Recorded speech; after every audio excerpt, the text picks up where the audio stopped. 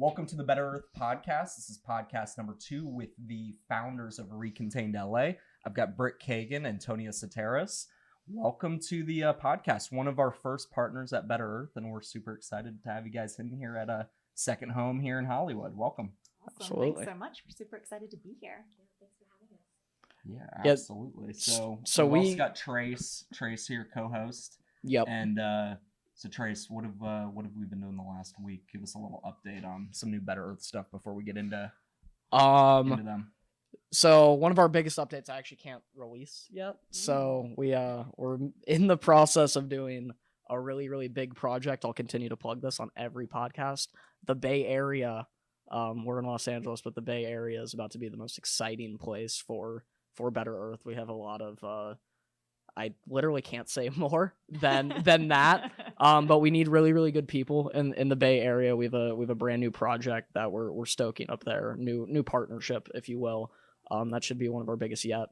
It'll set us up for a really big 2020. And then just been grinding away.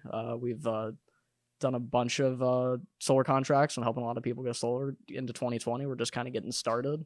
But you guys were one of the first. We were founded in July, and I think we went and shot some content with you in July. Was it July? No, I think September. August? Was it September? Yeah, I think I met Britt at the farmers market in Hollywood, like in September maybe. Yeah, that sounds about right. Yeah. So give us a little bit of background. We know you're a zero waste store located in Venice on Abbot Kinney, one of my favorite areas in LA, or in the world actually. But give us a little bit of background about you guys individually, and then how ReContained kind of got started. This is Tonia, and I actually decided I wanted to do this in 2009. I randomly picked up a book, flipped it to a page, saw a statistic that said if every single person in America stopped using body wash, it would save 2.5 million pounds of plastic in the landfill. So my knees buckled, and immediately I became a bar soap girl. That was easy, but then all the other products, I was very stressed out all the time about what we were going to do with that. And about 2 weeks later, I was in my shower, and I was just looking at all of my plastic in my shower, and it just occurred to me. I was like, what if I could just take all this and fill it up somewhere? So I jumped out, started Googling, couldn't find anything, and that's kind of like where I got the idea for ReContained. And then it took me another 10 years to get it going. But we've talked about a number of times, I think a lot of any good idea is timing, right? And Absolutely. I think, the timing 100%. seems correct right now. I think there's like a little bit of a global shift where people are becoming aware that this is a major issue and that we have to do something about it. Luckily we ended up meeting through our past sort of careers.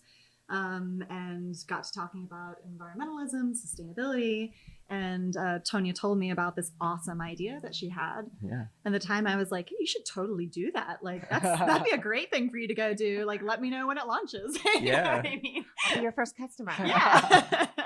And then the conversation kind of changed over the next 4 or 6 months into oh, maybe we should do this together because it's a fairly large undertaking. Yeah, I think that's one of the reasons why I just couldn't get it going before, because I would work so hard on it, and then I would just hit a wall, and then I'd have to go make some money. And so when I met Britt and I told her all about it, I didn't really think, oh, maybe this girl can be my partner. So we came back to LA, and some time passed, and just randomly one Sunday morning I woke up and I got on my computer and I put my deck together, and I'd already had my deck, but I threw it in and I sent all the information, the literature, the logo, everything over to Britt, and I was like, do you want to be my business partner? It's like she asked me out on a date. It was very romantic. That's amazing. Yeah, and here we are. Yeah. That's amazing. How long had you guys known each other when you guys linked up? Well, when we went on our business trip together, we had only met one time. Okay. And we spent a really insane 10 days together in Peru doing a Hail Mary on a sales sample line. And it was great because, 2 other people might have ended up killing each other. Right. We saw each other's work ethic. We saw how we handled stress. And then at the end of the day, we'd go have a glass of wine and talk, the environment. And So then I think by the time we got back to LA, I think maybe 4 or 5 months. So when we decided to do this, we were like less than 6 months had known each other. Wow. Yeah. But you guys had done like one project and it went really, really well. And that's, I feel like, so we have 4 other partners at Better Earth, and it's the same type of thing. I feel like going into business with people, like, if you end up like clashing, it's the worst thing ever. It's like what kills businesses. We had all worked together for like the better part of 2 years. 2 of us grew up together, and then the other 3 of us also grew up together. So it's like a really nice thing. I think that's why it works, because it's like you have a lot of like trust, and you just know the other person's like doing what they need to do to push the business forward, and like has their heart in the right place. And even if you guys have like disagreements at times, like I'm sure you do, like you're both after the same mission. What were you guys doing exactly in Peru? I'm super interested. So I was the senior design director for a fashion label that's LA based at the time. And we were doing some production of knit t-shirts and tops. And had it with dresses and dresses, tank tops, yes. and all the things. A lot of products. Yes. Yeah, and we had it with one vendor. And unfortunately, things didn't work out as we had hoped they would. And we had our eggs a little bit all in one basket. And so we reached out to Tonia, who owns an amazing sourcing company and has for years, and worked with her to try to do, like she said, a Hail Mary. Basically something that should have taken 4 to 6 months of development. We had to kind of start from scratch and approve into production within 2 weeks. Wow. Which is starting unheard from of. scratch, like no insane. fabric. Britt and I were in the trenches of my factory in Peru, digging through like ancient rolls of fabric, and I was like, I found a stripe. Yeah. What do you think about this? We were like climbing ladders. People were like looking at us like, what are these crazy women doing in our warehouse? Like, why are they dirty? Like, it was not normal at all. But as Tonia kind of alluded to, I think seeing each other dive in to that situation and how we handled it. And, it was very, because you're talking about a lot of money on the line for a company in that point. So the stakes, for us financially and for job security were fairly high. And it's nice to see each other, you're going through this sort of situation, but you're still able to remain calm, evaluate it, and like sort of move forward clinically. Rather than saying like, oh my God, what are we going to do? Like freaking out. We kind of were able to analyze, and at the end of the day, like she said, say, all right, that was a day. Where are we going to go have dinner? Oh my God, I love your dress. And like, and kind of switch out of work mode. Which is still the case. Like we'll have things where we're talking about, like, oh my gosh, we've got a delay on this product that's coming in. What are we going to do? We sit down and analyze it. We go through it. And then we're like, oh yeah, and by the way, did I tell you about last Saturday? Which is, it's nice to be able to kind of have a business partner where you can switch on and off. We hear about a lot of people that are co-founders that they've been like best friends for years.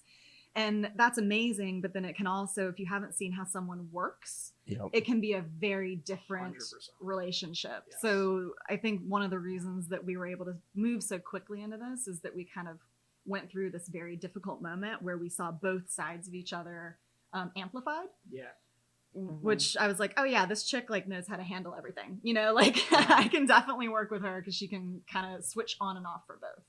Yeah, it's been great because like over the years, I can be honest, there have been a lot of people who have had the inspiration to be my business partner. They're like, yeah, that's great. Let's do it. But, when you get down to like actually doing the work, you're like, no, that's not the work. Now, like sending me a list and telling me to do something, or sending me some article and being like, hey, yeah, you should check this out. You should put this on our list. Like the work ethic just was never there. And my biggest problem from my career that I, the garment industry to this, is that I usually can't find anybody who can keep up with me. And then I met Britt, and I'm like, oh, what? Hold on. No, wait, come here. Get back here. And so we always joke around that, like, if you had a visual of Britt and I, it's like this. We're like, our elbows are out, and we're both trying to, like, we're watching each other, we're pacing each other, and we're like, oh, no, wait, I gotta go. So it was really refreshing for me to find somebody that I actually had to struggle to keep up with. So that's good. So we definitely pace each other well. Yeah, we do. I feel the same. Cool. And you guys kind of talked about timing, and I think that's the that's the biggest thing. It's like the time is kind of now for, maybe it's still later than all of us would have hoped for sustainability to kind of make its way into, being in front of our, in front of everyone's daily lives, even people that don't really understand it yet. They're starting to see it and maybe perking their interest. So give us a little timeline on when ReContained kind of got started and what it was before you guys moved into your actual location on Abbot Kinney in Venice.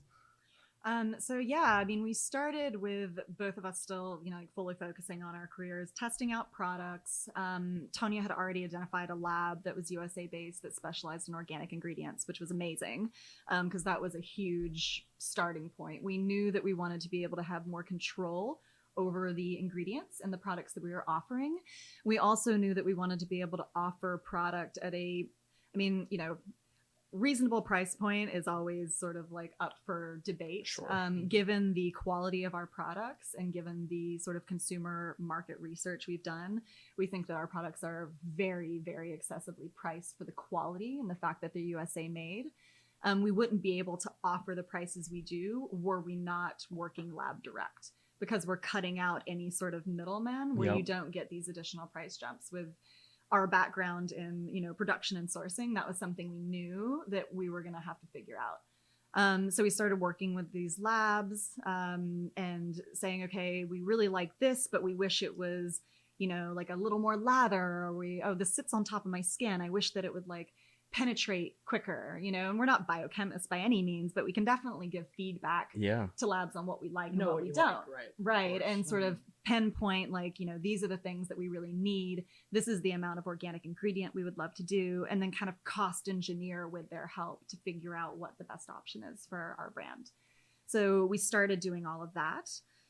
Started looking at, logos, labeling, how to do that in an environmentally sustainable way, which, when you put the sustainability bent on everything, it sort of gets infinitely more complicated. But something we wanted to do. I've been learning that myself. So one of the things is trying to get like a merchandise store together for Better Earth, and we're a pretty lean shop. So I was like trying to find drop shipping partners. I think I found one sustainable like blank for like polos, t-shirts, everything else. They're in the UK. Right. I won't name them, but we did an experiment, and then it just like the production time was like 4 weeks, and it was like, I know if I just went to like Custom Ink or whatever, one of these printable, like they don't do sustainable stuff, but it would be quick and it would be like well executed. It's like no one's filled that hole. So I'm like still like I might have to talk to you guys about helping me actually build the merchandise store, because I know my whole sales team. So everybody likes Better Earth, like everybody just wants to wear it. And we're so busy doing other things. I make t-shirts, right? I know how to make t-shirts. We can help. Just I know how to make t-shirts and like basic. It's just fulfilling it is kind of a nightmare. Factory. Because our team is kind of everywhere, so being able for them to go pick out, the hoodie or the t-shirt or the polo or the hat or whatever they want, have it drop shipped to them the next week. Or some people buy it. But sustainable stuff, and real sustainable stuff, not like a greenwashed, there's a lot of greenwashed gear out there, and we want to make sure that we're thinking through and making sure we partner and have our people wearing the right stuff. We want to be part of the conversation that moves us forward and doesn't kind of, hold us back on what is sustainable and what's not. Yeah, it's interesting, because I still have the garment industry, so so I'm still doing that. And let's do it. In the last week, I've been hunting down eco dye stuff in Peru. Cool. Nice. So we're down to take a trip. I mean, listen, Peru's amazing. It's probably one of the most magical countries I've ever been to. It's great, but they also have beautiful cotton. So try to mix that with more sustainable. So I honing in on some places that I can do some recycled yarn and lots of organic down there. And so it's interesting. So even in that world, I'm seeing more of a push for people wanting to make better choices. From the sustainability side, is organic or recycled, like, which is a preference? I'm guessing recycled, but I honestly have no idea. I mean, it's kind of like just what you want to do. It's definitely a preference, your preference. But right now in Peru, we can only do recycled poly. Right. Okay. Which there's listen, it probably seems like a dirty word, but it's recycled, and you blend it with some organic cotton, you have a beautiful t-shirt. Yeah. And then absolutely. you dye it up with the sustainable dye stuff, which by the way, you have the GOTS certifications and everything like that. Yeah, so Cool. it's happening. Yeah, we work with a brand called Recover. They're in Charlotte, if you know them. Mm. Yeah, they're cool. They do, it's like 8 recycled plastic bottles for for their polos. Yeah. So that's mostly what our guys, like our work shirts are, our polos, and they're nice. Yeah. I like them. Yeah, but then on the, if you really want to delve in, and you the have the whole concept of microplastic. like Yeah. the Yes. microplastics, Right. Yeah. you know, exactly. and like I use I wear a brand of yoga pants. They're made with 100% recycled PET bottles, Yeah. which is great, and I love them. But then you have the whole concept of like, oh, well, you're contributing to the Like when you micro. wash up. Yeah, exactly. But until somebody comes up with a really great alternative to cotton, I just don't want to do hot yoga in cotton. Right. Do you know what I mean? It's just I can't even imagine. Yeah.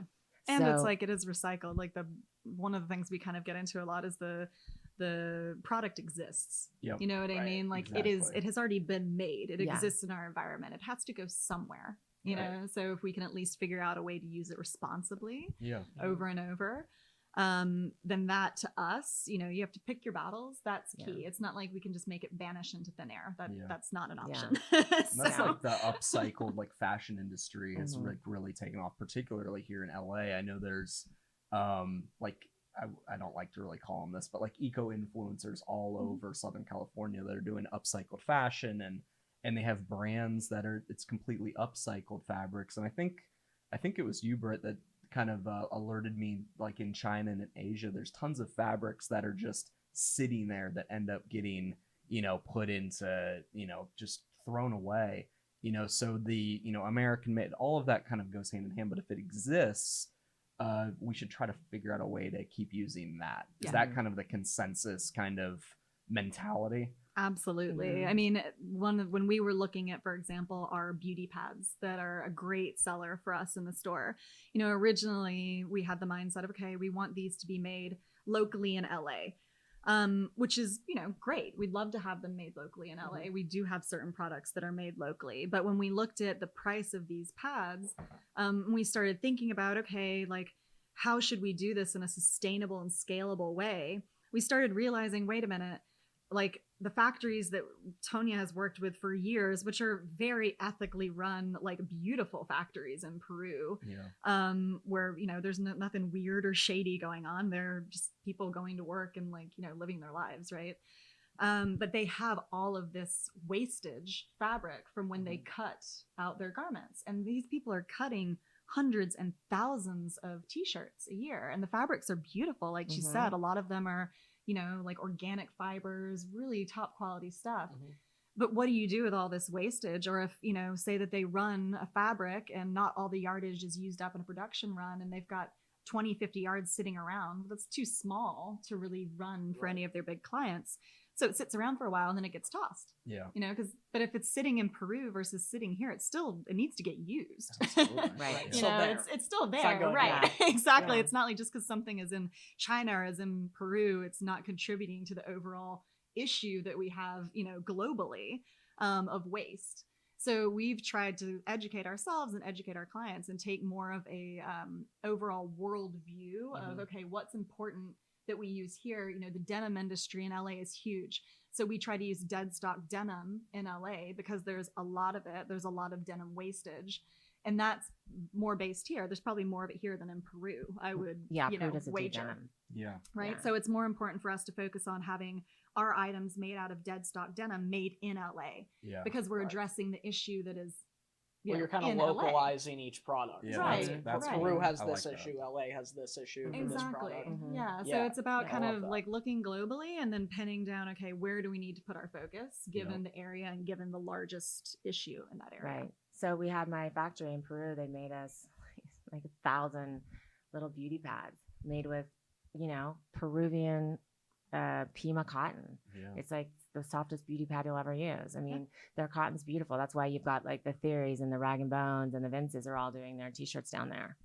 So yeah, they were kind enough they didn't do it for free, but they were kind enough to take their time out. 'Cause that's not really something they're not going to make that much money on, a beauty pad, but they did it for me, and that was really cool. And so that's where just trying to use our contacts from my current still current world and her ex world, and also, you know, when my China factory gets back from Chinese New Year, we're trying to work with them to make us some recycled bags made from either dead stock fabric or recycled poly, something like that. Yeah. So so the contacts that we have been really helpful in wanting to be a part of what we're doing. Yeah, that's cool. I love the like the networking aspect of it. You know, you guys are well networked, not just in your industry locally, but all over the world. And I think that's, you know, kind of what we're trying to do too, is like we're trying to come into the sustainability sphere of people and increase our network to say, hey, like we're doing solar energy, but we're the company that wants to be the most sustainably minded and thoughtful about, you know, how we discuss green energy with customers and how we recruit to our company and how we really put ourselves on the map as we scale and grow. Why do you think, you know, because we're always working, like I'm a pretty good networker, Trace is pretty good, but we're working with our team on how to, you know, get better at communication, better at networking, putting yourself out there, learning to thrive using your personality. What kind of tips would you give to people, like as far as, you know, you guys are here, how do you access networks over the world, you know, all over the world, China, Peru? What's been your best way you've gone about that? I think for me, I think that just being really good at what you do, doing it really well. And then honestly, at least for me, I haven't really had to network too much because I've just had such a healthy work ethic. I also think that transparency and honesty, I've kind of gotten known for that. Like, I hate giving bad news, but you know, sometimes you have to do it. And if you try to run from it and you don't take responsibility for it, people don't want to work with you. When you like to say, hey man, listen, you know what, we screwed up. Your garment's going to be 2 inches too long. You know, let's figure it out. Yeah, let's figure it out. You know, I've worked for other people in the past and they try to like hide these issues. And, you know, I feel like it always comes out to bite you, you know, and you know, if you just level with your clients and you work with them, maybe they have an idea or a solution that you hadn't thought of. So you partner with them. And when you partner with them and you're honest and you have transparency, you know, that person wants to work with you and they want to tell everybody about you. So I get a lot of calls from people. I get a lot of referrals from people because they say, wow, this chick's really cool. And it's kind of like a deviation from the garment industry because it's a little, you know. Yeah, I love that. Yeah, we talk about it's communication, right? Like most of the times when like things go south, it's just like you didn't communicate like expectations properly. Like solar, it's thanks, Ty. Solar is, you know, it's construction, right? Not everything goes perfectly. Every roof is different, you know, and so what we really teach and train our guys is like, you know, over communicate with the customer, right? The timeline might get longer, like something might, but like if you just keep the customer in the loop, know that you're fighting for them and making sure that they're happy, right? Yes. You just set those expectations like, hey, you know, we got to do a main service panel upgrade or whatever it is. And you just like communicate and let them know what is going on every step of the way. Like they're happy and you get referrals. Yeah.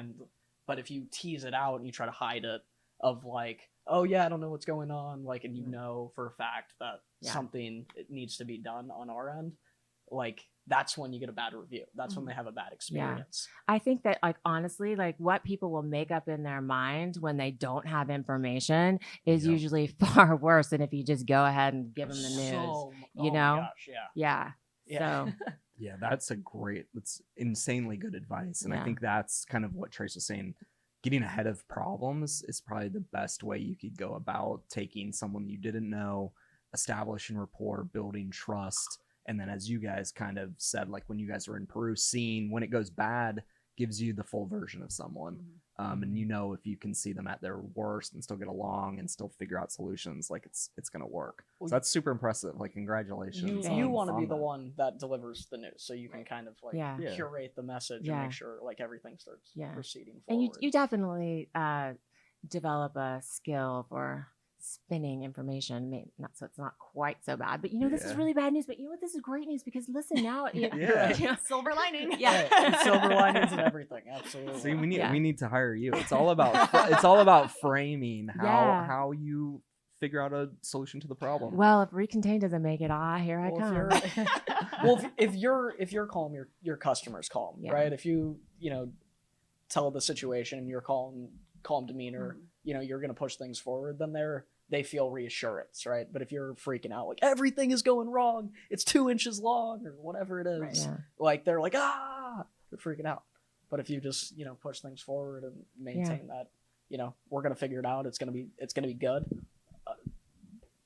They'll be good. Right. Absolutely. Yeah. Most people understand that like things happen in this world. Right. Yeah. And it's not necessarily that things happen. It's about how everybody handles them. 100%. So let's talk a little bit. You guys you took ReContained from, lab testing to creating products to getting in some farmers market to having a full scale retail operation.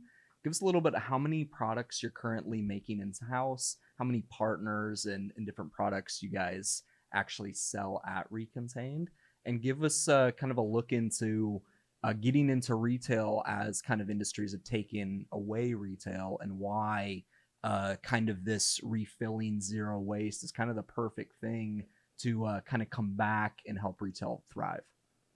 Yeah, so like you said, we started with farmers markets, which was a great way to network, looping back and meet lovely people like you guys. It was a great way to test out our products, to sort of teach ourselves how to speak to the products correctly, which, always takes some practice and explaining things. And, you'll get questions where you're like, oh, what was your pitch on that? What was your pitch if you were trying to get someone on those early days to even, because it's busy. The Hollywood one is crazy. It's four ways, fruit, food trucks, all sorts of amazing things. How would you get someone that was kind of looked like maybe one of your customers that was walking by? What was your pitch? Our products speak for themselves. So I think the biggest thing for us was we'd see people lingering and we'd say, hey, let us know if you want to try something. This is all like USA made, really high quality skincare. And as soon as you got people to start trying things and testing things, the products sell themselves. They're amazing. So you don't really have to do a hard sell with our product.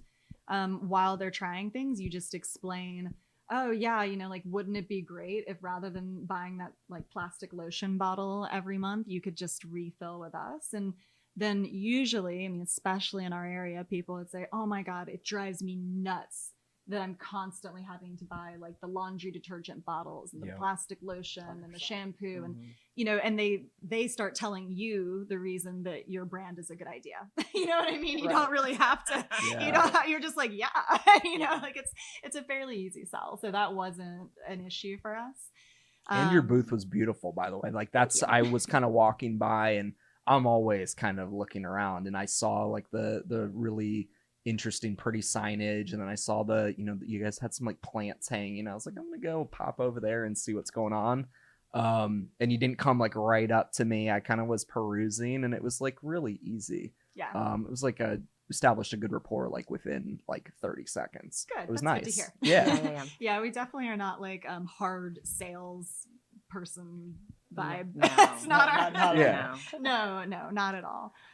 So yeah, we did that for quite some time. We were lucky enough to do pop-ups within other companies like WeWork, like all sorts of cool places. Should do one here.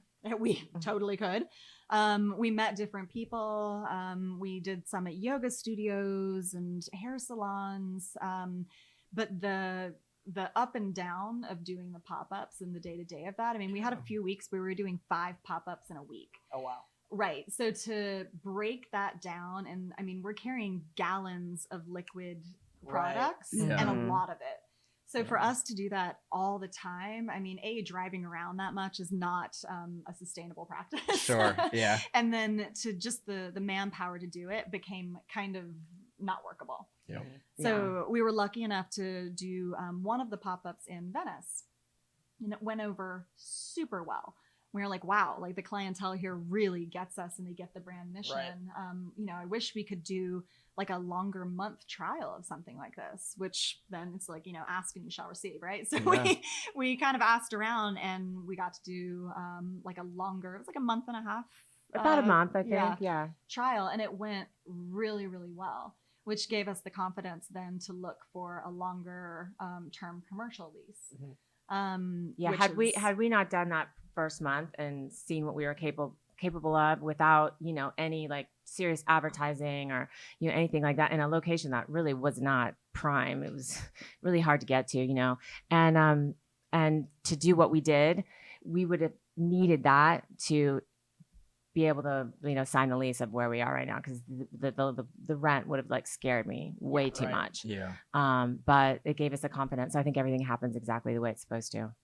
Yeah. And now we're there, and we're actually incredibly excited because hopefully by end of March, we'll be launching a zero waste refill online solution as well. Awesome. Yeah. So that for us, you know, we kept brainstorming. We're like, you know, we have people that are driving from Malibu. We have people that are driving from the OC. Literally daily have people contact us on Instagram saying, when are you going to open one in Denver? When are you going to open one in DC? When are you going to open in Boston? And, you know, we're like, yeah, all these people want to be able to refill. You know, how do we do this in a sustainable, scalable way? And we realized that rather than us setting up stores, you know, all over the country, which is, you know, long term, that would be great. But short term, that is not an option. It's a huge financial investment, as you guys are aware. So we were like, well, what if we could just do like zero waste to your door? You know, and so we developed this amazing pouch that's going to be part of our zero waste launch. And so we're super stoked. And that's going to be launching. We're dealing with some shipping issues, but that's going to be launching hopefully end of March, but definitely by beginning of April. Amazing. That's incredible. So stay tuned for that. It's like magic, essentially. We're going to be pumping it on our Instagram, on our website. We already have some customers that are signing up for sort of not a pre-order, but basically an alert. Or once the pouch goes live, that this is going to be, you know, their game changer. I told one of our suppliers last night because we have to start thinking about inventory, because hopefully this is going to be coinciding with a write-up in a really good magazine. So we're waiting to get news on that. We won't have 100% confirmation until it goes to print. It's one of those kind of things, but they've already like photographed, you know, our vehicle for the interviewed us, you know, so hopefully it's a go. So if those two things go at the same time, I'm like, wow, our biggest problem might be running out of inventory. So I was talking to one of our suppliers yesterday, and we were talking about investing in our first 55-gallon drum, and I shared with her like what we had developed, and she was just like, oh my God, that's amazing. She goes, I can't believe you girls. So I mean, hopefully if she's responding like that, hopefully everybody else will as well, and it could be big. I love that, because even you know, like we're in Hollywood, to get to Venice, you know, sometimes could take anywhere from 20 minutes to 4 hours. You know, everyone, if they haven't been in LA, they're like, how far is it? We joke about this. It's like, well, you know, it depends could be on the day. It depends. I had a friend come visit me. I'd never been to LA. And I'm like, oh yeah, I'm only 7 miles away. And I was like, see you next time. You're an hour and a half away. I mean, we have friends that live on the west side, you know, that they're not in Venice, but they're like on the west side. And even for them, you know, between work and life and family, I mean, it's hard. There's a reason that, you know, everyone loves having things delivered to their door by Amazon and all these big companies, because it's easy, you know, convenient.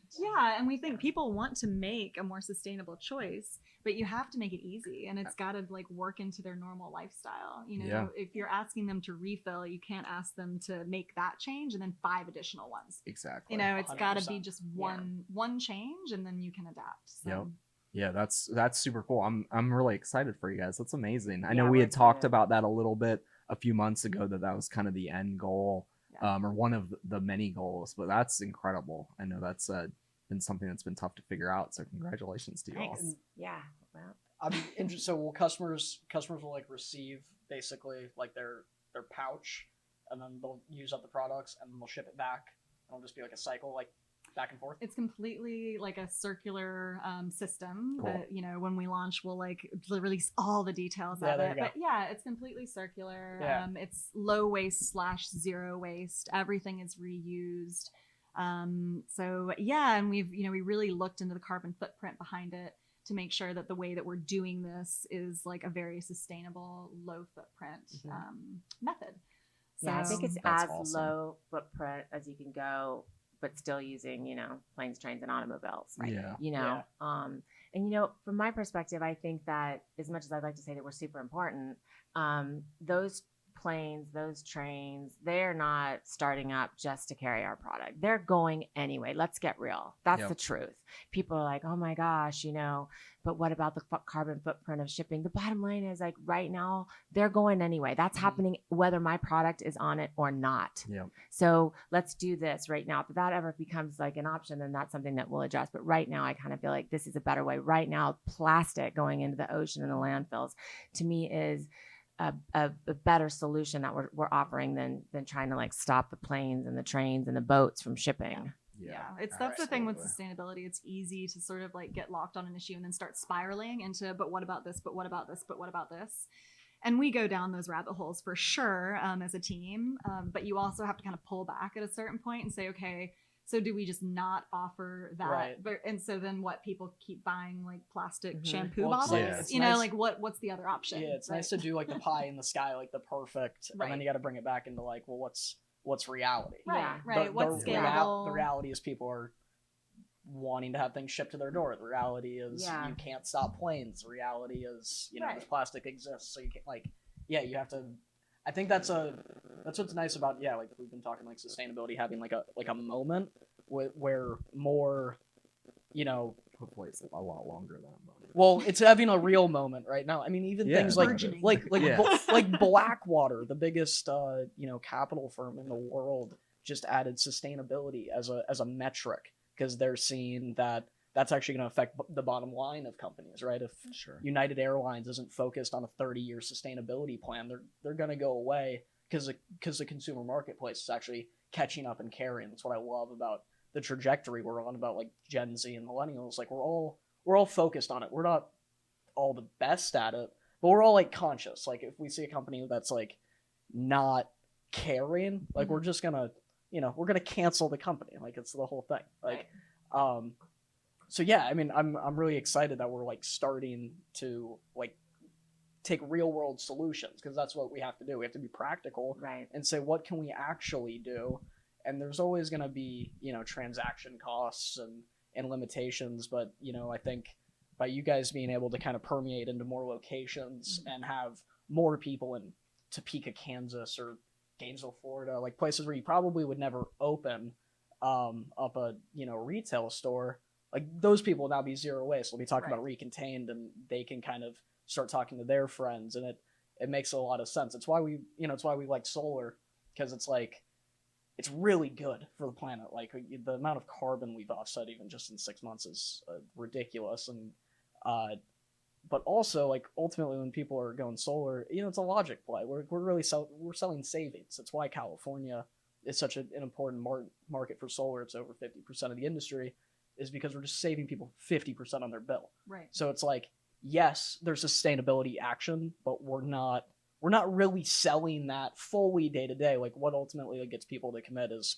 hey, you're paying $400 for energy. Wouldn't be great to pay too. Yeah, it has to be there. Yeah. It has to make, And if someone can't afford to go sustainable, then, it's not like suddenly they can wish there to be more money in order to be able to do so. Right. Yep. I would Exactly. love that. Yeah. You know what I Yeah. mean? Wouldn't that be I was fantastic? like, I want to be sustainable now, so snap my fingers and I get Yeah. an extra zero added on my salary would be lovely. Yeah. But unfortunately, that's not reality. So you do sure. have to figure out a way that you can make it accessible or even a savings For sure. for people, which is what we've done the exact same thing with trying to figure out, like there will always be things that are more expensive and less expensive. Sure. We're never going to be competing with the same price of laundry detergent at the 99-cent store. That's just absolutely. reality. Well, right. Yeah, I had somebody call me the other day and ask about our Castile soap, and he hung up on me basically when he realized that I was not less expensive than Dr. Bronner's.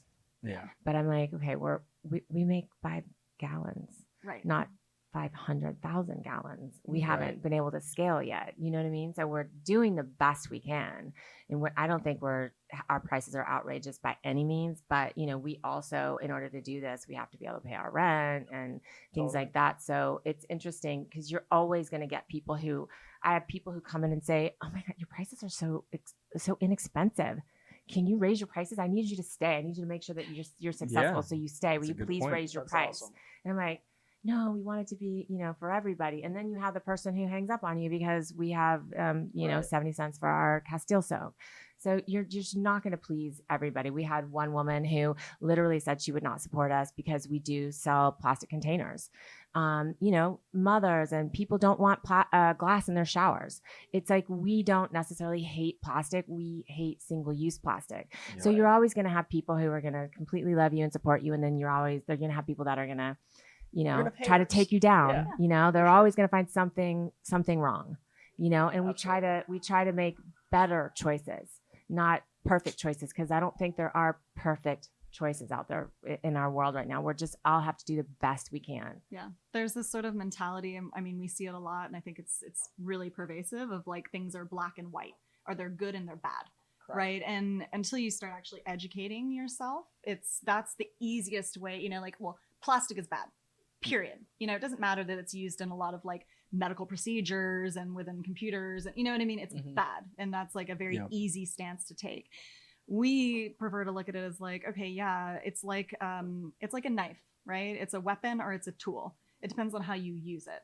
Sure. So the substance itself isn't necessarily like pure evil. It's single use version of it, and the fact that we treat it like it's just disposable and that it just goes away when we toss it out, which is the opposite. So it's about education, and it's about understanding that using plastic as a single use tool for convenience is not the answer. That is Right. actually terrible. Yeah. Yeah. Like, one of the things that I love to say when people are asking me about the plastic in the store, like, we have HDPE, which is a great plastic for longevity in terms of like being able to use it for a really long time. I've had some in my shower that I've been using for probably 8 years, right? So I'm using it responsibly. And I'm like, this stuff is going to outlast you. I mean, this could be your life partner if you treat Right. it well. You could bequeath these to your children if you Yeah. treat them well. You know what I mean? This is the mentality that we need to have with these tools that we have in our lives. It's just figuring out how to reuse them. I went to the grocery store the other day, and I was in a hurry one day, and I ordered takeout, and I forgot to tell them that I didn't want the plastic thing. So they brought me that plastic clamshell. So I washed it up, and I took it over to the grocery store where I get my, to-go food, where I, like, if I'm in a hurry, with all that pre-made food. Mhm. And I got to the counter and I put it up, and the woman at the checkout stand, she goes like, "Oh, this isn't ours." And I said, "Oh, I know." She goes, "Oh, so this, do you want to just put it away?" I was like, No, the food in there is yours. I use that. And she's like, "Oh, so, like, just taking those to the grocery store and using those as opposed to like just saying, 'Oh shoot, I made a mistake,' and tossing it out. Like, how can I make this go as far as I can go?" Like, so I will use that for a really long time. Yeah. And that'll be my new takeout thing, instead of like getting one of their, even though theirs is like biodegradable. Why do I want to get a biodegradable one when I have a perfectly good plastic one right here that I can use for a really long time? Yeah. I'm that girl in the grocery store. Yeah, that's awesome. I love when you guys kind of talk the education of it, because there's the way you look at it and explain it is a lot more simple. Like, if you have a bad plastic container, like, let's at least use it to its max potential, Mhm. and then we'll deal with it when it's over. One thing I want to talk about a little bit is, you guys are in Venice on Abbot Kinney. You guys do ongoing educations there. You guys do, you make products with people, you pour candles. Mm-hmm. Talk a little bit about how you've really made an impact on that community, and why I love Abbot Kinney. You guys are right next to Four Sigmatic. It's their only, location in the world. Just talk about that location a little bit and what you guys are doing there on a day-to-day basis. Yeah, so we're there, open every day, 11 to 7, obviously, for like normal retail. And then as far as education, we like to offer as many different workshops and classes as we can, because it's all about like rounding out your whole lifestyle so that you understand how to live more sustainably, not just like buying a bunch of stuff and then saying like, "Oh, okay, now I'm zero waste." Yep. You know what I mean? Right. Like, that's kind of the opposite of Mhm. what you should be doing. It's like, use what you have as much as you can. So like, for example, we have one workshop coming up that we're really excited about that's all about like denim mending and shishiko stitch. So taking things in your closet like your jeans or a denim shirt, and rather than throwing it out because it has a hole, why don't we figure out like teaching you how you can mend it and actually make it more beautiful? and add I need to additional attend value. one of those. I have a Yeah. pair of jeans that are ripped. Next That's- week. Yeah, there's Yeah, Starbucks. there you Next go. week? It's Next coming up. week? Yeah, we'll give Okay, you I'm in. information on Let's it. do it. Yeah. He's Yeah. clumsy though. He'll probably stab himself. That's, I'll watch him that's carefully. true. That's true. Yeah. We need to get Keep a an eye. waiver from him. Yeah. Yeah, it's a good idea. And then we have another workshop coming up that we're really excited about. That's a So two-part. excited. Yeah, it's a two-part series where basically we'll be hosting a beach cleanup morning at Venice Beach. Awesome. Totally free to come to that. Yeah, You know, let like us- show up. We'll be there. Yeah, When have is- a good when? time. It's on. I have to look at my calendar. The 15th, Saturday, Saturday the February 15th? 15th. Yeah, cool. Yeah, from 8 to 10 a.m. I believe. Mhm. Let's do it. I'm in. Yeah, so we're gonna host this cleanup, and then basically we're gonna tell everyone, bring some gloves because there's some kind of gnarly stuff you'll see. Yeah, there definitely is. Yeah, and then bring a couple of bags. So one of them you can put all of the stuff that like is gross because there's definitely that needs to be cleaned up. And then on the beach there's actually all of these small like plastic pieces that Yep. are beautiful colors. Mhm. And they're like, faded by the sun and they're different shapes. And you'd be shocked at like some of the kind of cool stuff that you find that's trash that needs to be cleaned. But, aesthetically, it's really interesting, right? Mhm. Dynamic. So we're going to tell people, separate that stuff out. And then the following Saturday, we're actually going to be collaborating with These Hands Makers Collective, which is located in the same building that we are. And they host all Cool. of these amazing workshops. And we're going to be doing a collage workshop out of the beach plastics. Wow. So you'll take them home, you'll like clean them up, and then Mhm. you bring them with you, and we'll be providing shadow boxes, like glue guns, all the tools Yeah. that you need. Fun. And yeah, we'll be kind of coaching you through how you can take the stuff that's like discarded trash and making something really beautiful and sustainable out of it. Yeah, That's so amazing. this whole thing came about because my Christmas present from my lovely business partner Britt was the most amazing piece of art that she had made from this beach plastic. And I literally started crying. It was so gorgeous. It's hanging in my dining room and it looks like a sunset. It's blue and pinks and it's so pretty. And it touched me so much. And I thought, this is so beautiful. We have to teach other people how to do this. And so that's how this came about because she's so creative and so beautiful. Yeah. Cool. I love that. That And is that's cool. it's just another way to tell your story and keep getting people that might not have been, not that they're not interested, but they're just on a peripheral side. They don't know you exist or that there's just different ways to collaborate and network with people. So I love all the different things you guys are doing to reach more and more communities every week. It's super Thanks. cool. Thank you. Super cool. And then kind of one thing I wanted to talk about. So you were saying like people reach out from all over the world, Denver, DC, Florida. You guys are a destination. Now, when you come to LA, LA is kind of known for sustainability, maybe not on the city or government side yet, hopefully at some point, Getting but, there, hopefully. but people individually hustling. Like there's amazing companies and different things going on that I'm learning about constantly. So people visit here and you're on their list when they're making their list of Mhm. things to do. That's got to be one, pretty exciting. Two, you don't have to name drop or anything, but I'm sure you guys have had people come from all over the world and just talk about that a little bit, as you guys are kind of on the cutting edge globally of this, and you guys are an influencer, and it's pretty cool. I mean, yeah, I've had some really cool people come in that said that they've, they just flew in, they just landed, so we were kind of like their first stop. That's awesome. And they, we follow you on Instagram. We wanted to come see your store. It's amazing. I mean, I had one woman ask me if she could give me a hug. I mean, 20 years in the garment industry and no one's wanted to give me a hug. I'll give you a know? hug. Thanks, baby. It's just Yeah. so rewarding to know that that people are responding to what our dream is and what we're doing, and to know that we can be that for them. It's there's really no words. It's just really amazing. Yeah, I had a guy last week that was in from Tokyo, and he spent all this time looking around and like asking me some questions about different things. And there was definitely language barrier a little bit, but he was great at communicating what he was trying to get across. And I asked where he was from. He said Tokyo. I said, oh, I've been there a few times. It's such a cool city. And I was like, the style there is, so cool. I used to go there for work. And he sat there and thought for a minute, and he was like, this is cool. He was like, sustainable. He was like, this is the most cool. And he was like, love that. yeah. And he wanted to take photos. He was like, I want to show my friends. I want to tell like my boss, like they will think this is cool. I love that. That's Yeah, awesome. which is so nice because, Yeah. it's this sort of recognition, and being an entrepreneur is not glamorous. Mhm. And it is a lot of work, and you hit so many different sort of like pitfalls and stumbles and challenges. So in fetal position and Yeah, tears. tears. And so when you actually have these moments where people recognize that what you're doing is something that's valued, you're like, oh my God, Yeah. It's worth someone it, yeah. cares. Super This is rewarding. amazing. Yeah, the Yeah. long days, long nights are all. Yeah. all And it comes puts full some circle. pressure on. We kind of have that same thing. It's like if we want to totally, I don't really like using the word disrupt, but if we want to be the company that we are striving to be 24/7, like we work at it. We're never really the first ones here, but we are absolutely the last ones to leave just because Yeah. we're late night people.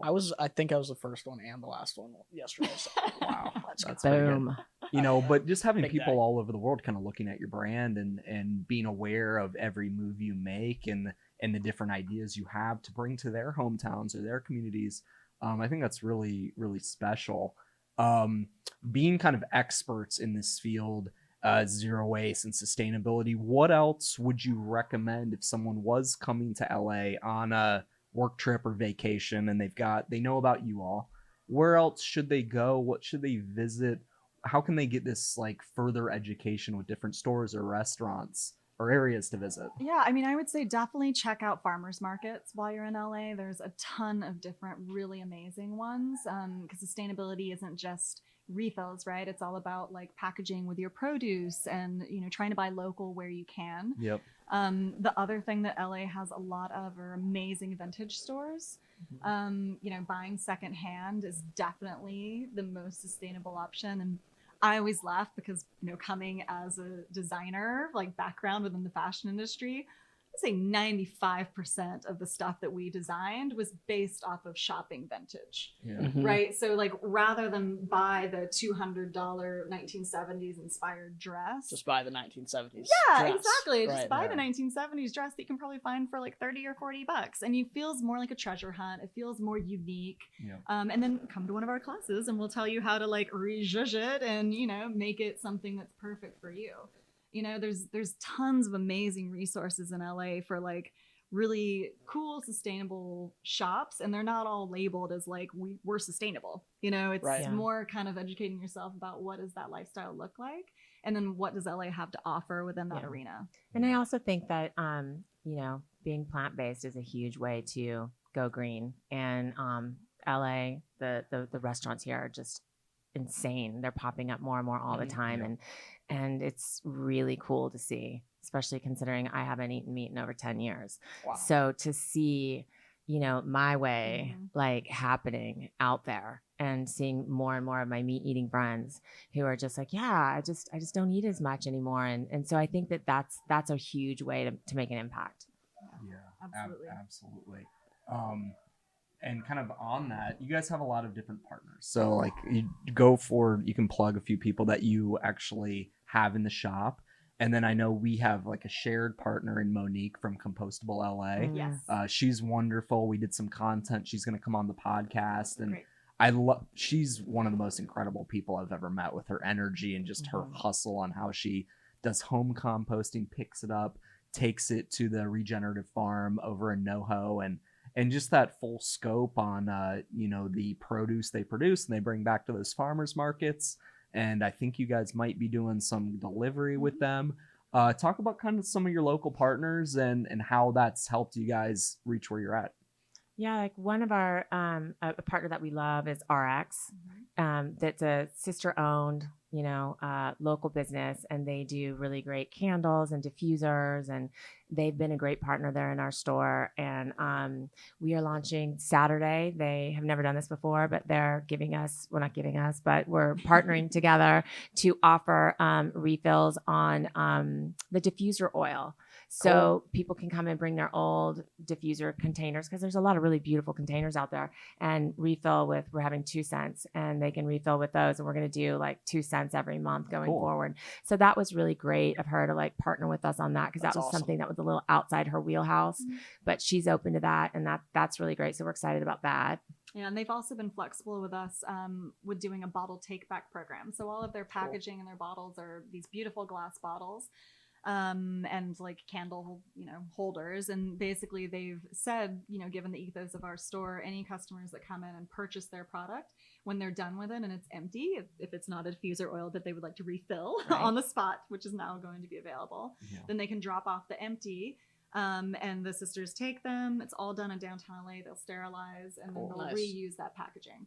That's so awesome. we found that a lot of companies, even that we've approached, that aren't necessarily working within those sort of parameters yet, as soon as we sort of propose a different way of working with them, that they're really, really open to it. Yeah, another one of our great partners is Esther from Ujjayi. She's amazing. We started carrying her deodorant, and it's all natural and it's healthy and it's amazing. But we were getting pushback because it was in the traditional plastic thing, the deodorant holder. So I reached out to her. I'd never met her. I reached out to her via email, and I was like, hey, would you be open to like selling us this in a different way? And she was like, yeah. Boom. So yeah, done. So there was a couple evolutions of that, but now we just basically, like, you bring your container, it's the same, we sell everything else, it's just a refill. So now it's just completely zero waste. So we buy the deodorant from her, we have her mouthwash, we have some of her serums, we've got some masks and a bath soak and tooth powder. So she's been really amazing, and she is a single mom of 5. She makes all of the products. I mean, you want to talk about she's a unicorn. Hustle. Yeah. Yeah. I asked her at one point, I was like, I don't understand how you get everything done that you get done in a day. Like, you see her life and you're like, this is insane. And I mean, she sells all over. Yeah. And she was like, oh, I get up at 5 a.m. And I was like, I don't feel like that's the answer. I think if I got up at 5 a.m., I still would not get all of this done. So I'm not sure what the secret sauce is there for Esther. But she's like a unicorn. It's incredible. Yeah, she's magical. She's very spiritual, and she's very connected. And she talks about, how you have to take care of yourself. You have to eat properly. You have to drink enough water. So she's very much about being rooted and grounded. And I think that's part of her success also, but we love her. Yeah. She's also, in her spare time, she's written a book, because just casually write a book while raising 5 kids and running a business, why not? Everyone does it.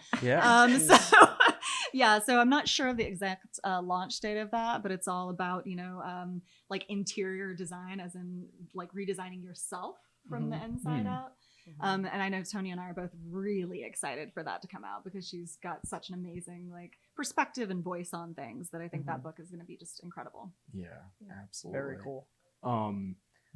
So just talking about some of these partners, you guys have like an amazing community of people you're now connected to that are kind of becoming your mouthpieces in the community that have helped your brand grow, and you guys help their brands grow. Also, you guys are almost like eco consultants for taking someone's brand that's maybe really good, but you help make it great. Kind of moving forward as you guys are doing more online stuff. How's your marketing changed since you guys kind of got into the game? And now, I know you're using Instagram. I know you're doing a lot of classes, in-person stuff. What else are you guys doing? Are you using like Instagram influencers or TikTok, or what are you guys doing now? And then what do you guys want to do? Yeah. So we've definitely, the Instagram influencer thing is really interesting. We have been lucky enough, I think, given the location and given the vibe of the store, we have had so much exposure from people that have, like over 100,000 followers that have literally just come in, put us on blast on their stories, post in their feed, tagged us, told us if we need anything, let them know. And we have not paid for any of that. Amazing. Yeah. Which is like a blessing. That's been incredible. Well, they feel like it's part of their purpose. Like they need to give back in their way. And if it's close to home for them, that's the best thing, is they'll do it for free. So that's cool. I don't know if you guys know Whitney Lee Morris.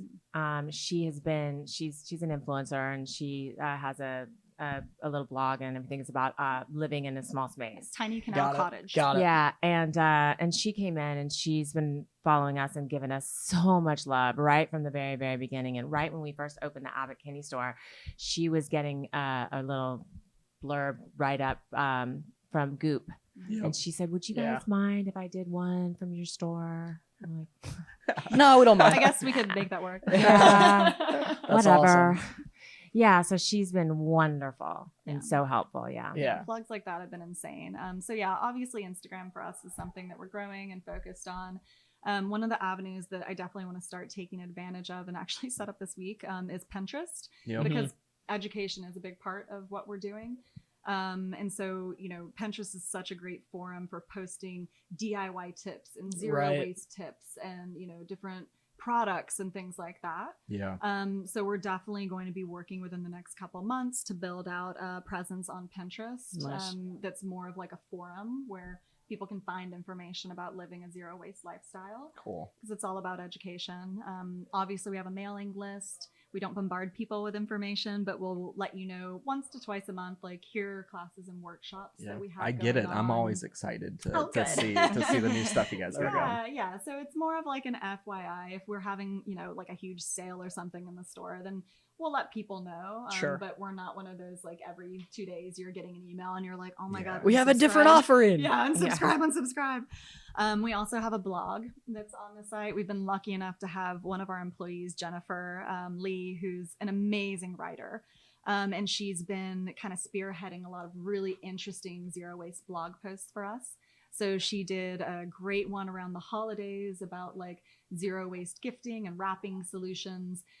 She's actually just sent over one about recycling and kind of the ins and outs of recycling. So that will be coming soon. Perfect. So that has been like amazing. Things like TikTok. I'm not sure. We just started on Did you? TikTok. Yeah, I'll we have to talk to y'all about TikTok. He actually just had a video. It was a golf instruction video. I think it's about to hit 50,000 views. I mean, that's amazing. We're figuring it out. My third TikTok. Yeah. Yeah, there you go. I'm gonna figure it out. Yeah. We're gonna crush it. I'm always like TikTok. It's like I start showing my age with TikTok because Yeah. I know it's like a junior high like users for that are huge. And I see all the stuff for it and things like that. It's not something that we've gotten into yet, for but sure. hey, we're always Well, open. I'll say like That'll that's be your demographic. and for that's sure. the wave that's And- coming. Like we have families go solar because they're, maybe their kids put pressure on them if they're in high school, or maybe they take a second look and they've got a daughter or son. They're like, hey, I need to be part of the solution now to set a good precedent. Mhm. Why wouldn't I'm saving money and I need to do something positive. And I think you guys are the same way. Yeah. People growing up 10, 11, 12, 13, 14, hopefully they're using, zero waste products a lot longer than all of us have. Absolutely. And I think that's, you guys are only going to grow and grow and grow. Like this isn't stopping. Yeah, you guys are on the cutting edge of like this whole kind of movement. I'm excited to see where you guys take it. And the whole thing on like you guys don't have to pay for influencers because you just fit the vibe and you fit the market, right? Their brand is that, right? It's good to tie it. So that I think that'll just continue to happen, especially when you take it digital. Yeah. I'm stoked to see like the next 6 months to a year. Yeah. Us too. And honestly, like just yeah. figuring out like that supply chain is going to be like kind of a marvel in its own. Like even more like legacy style companies that are just shipping products. Like if you're able to close a loop and have people ship, I'd imagine if you guys really figure that out, you'll either have like a Dr. Bronner's type want to partner with you, or have other companies that with similar products start to kind of copy that model and get into it, which I think for the broader thing, it's like the same thing with solar. We want as many companies, as many people in it, because we want to push it all forward. I think that's good. Like if you can kind of start a trend, start a wave, and have the whole industry adopt it, that'll be humongous. Yeah, we agree. It's funny because even when we were doing farmers markets, we would have people that would like come up to us and say, "Oh, we saw your competition here last week," or like we'll have people come in the store and say, "Oh, like I went to your competition store, like out in, whatever." And it's funny because we never have that mentality at all. It's not like, "Oh, well, I have like a taco spot in my neighborhood, so I don't need another." Yeah. You know what I mean? Like, right. "Oh, well, there's a pizza place, so like." New York has one pizza place, so they're good. New York doesn't need Right, more than one. exactly. You know, like it's no, just a it builds it. Right? It's Mm-hmm. brand awareness, but it's like industry awareness, right? You just want to have as many people like understand. Like I didn't know if I had a concept of a zero waste store before hearing about you guys, and now I want more to pop up. I think, like people need options. It's that's- not like, that's we great. need, we can be the only one and that's it. I mean, that's Right. kind of a crazy mentality. To Right, have. Yeah. absolutely. Hopefully, you just do it better, and then you can, Yeah, maybe exactly. you'll acquire all your competition. You'll Yeah, be friends. right? No problem. It's like, yeah, I remember I was in Albuquerque. That's where I went to school, and there's like 37 breweries, and I taught a class at the university, and it was like a startup class. So we were trying to figure out like a big problem to solve. It was like a lean startup. So I was like, what's our big problem to solve? And then like try to find a product market fit in the semester. And what we ended up doing, we like stress tested all these things. We ended up with food waste as the problem. And then I had two groups, and we went down two different paths. One went with what basically is imperfect produce. They didn't execute on it as well as imperfect produce did. Right. But like that was an idea. And then the other idea was recycling spent grain from breweries. And what was super cool about that is we went and toured and met like almost all the brewers in Albuquerque. It was the most like open, welcoming like community of people, and they all worked together, right? No one saw it as competition. They all did a bunch of collaborations. They all like which was like kind of new and unique to me, because I was coming from like a tech kind of background where it's like there's only one, like, right? There's only one Google. There's only one, right? Yeah, It's like a monopoly. Like that's the mentality. So it's super cool to see like that type of community be so close then be like, oh, you should go work with these guys. They're super cool. Yeah. And so we were we like created a bakery called Crafted. So we're doing like IPA infused sourdoughs and like stout cinnamon rolls. It was awesome. Ooh. Yeah, no, it was good. It's still a good idea. I ended up moving, as a student project at the end of the day, but they got some money from it. We got like 10 grand, and then I think they just spent it on themselves. So They spent it back at the breweries. On the beer. Probably exactly. Yeah, college kids. But that was a super fun experience. But there's crossover with like communities like that. Absolutely. Solar's very similar. It's just like anybody pushing the movement forward. Like their whole thing is microbreweries. Their competition isn't each other. It's Budweiser. Right. It's like stop drinking nonsense. Like have a nice crafted IPA that's infused with all these. It's Absolutely. cool. Absolutely. Yeah, and spend your money and keep it in the community. Yeah, and spend your money locally, and that's a huge thing as well. I think we're coming up on 11 a.m. I know you guys are super busy. Do you have any last things you want to do to wrap it up? I have no idea how to end a podcast. We just started yelling over each other the last time. So it's like, I got this. I want my way to end the podcast to be not knowing how to end the podcast. That's I think a good end of the podcast. But yeah, anything that you guys want to kind of close out? I mean, definitely, look out for that zero waste refill online solution. We'll be announcing it on our Instagram, which is ReContained_LA, as well as on our website, which is recontained.com. And then, you can visit us on Abbot Kinney every day from 11 to 7. We're right next to Four Sigmatic and Peace Collective, as you mentioned, 1629 Abbot Kinney. Cool. Right around the corner from Vice. Yep. Right around the corner from the beach. Cool. So hood. perfect. Yeah, it's my favorite. Yeah, Erewhon's right there. A lot of cool alternative apparel, There which you is go. what we're wearing right here. So so thanks so much for coming on. Like, we're super excited. I know we've got some budding partnerships too with you guys that we're excited about. Hopefully be bringing solar to your communities and maybe doing some education too.